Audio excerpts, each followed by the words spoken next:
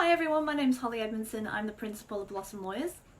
I posted a video a few days ago just giving updates on the Fair Work Commission's proposed changes to a number of modern awards.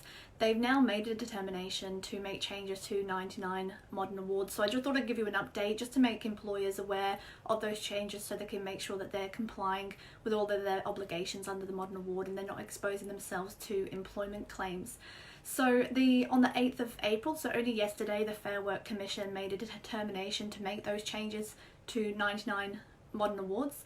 The modern awards that are affected are all on the Fair Work Commission website, so I encourage employers to have a look at the website to see if any of their employees are covered under the awards that have been changed, and make sure that they familiarise themselves with the changes that have been made.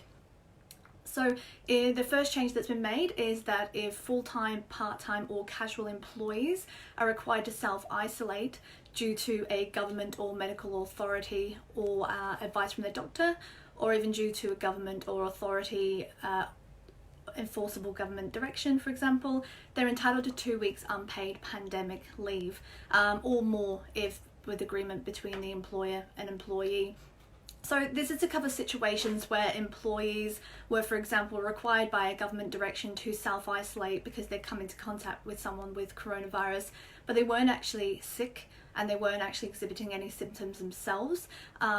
Ordinarily, if they weren't sick and they were just staying at home, they wouldn't be entitled to sick or carers leave if someone else is sick that they're looking after through the coronavirus. So there was a real gap in terms of entitlements. So the Fair Work Commission is trying to cover that gap, that in situations where, for example, someone isn't sick but they are required because of government direction to stay home and self-isolate for 14 days, that they do have an entitlement to unpaid leave to protect them from being dismissed or from any other adverse action against them as a result of taking leave.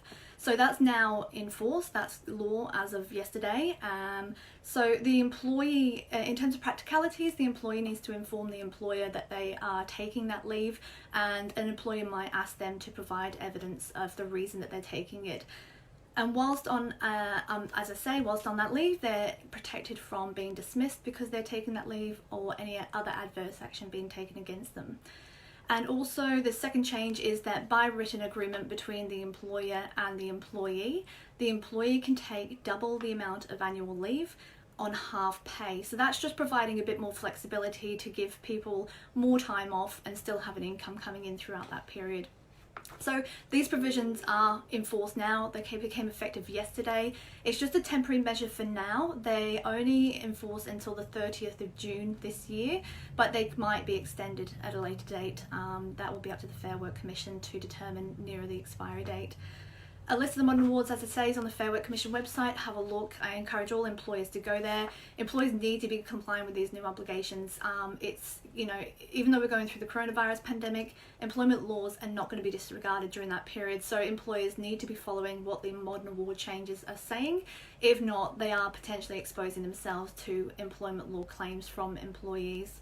So I will be talking, I have a webinar at 11 o'clock Queensland time today. I'll be talking on employers' obligations in general in relation to the coronavirus.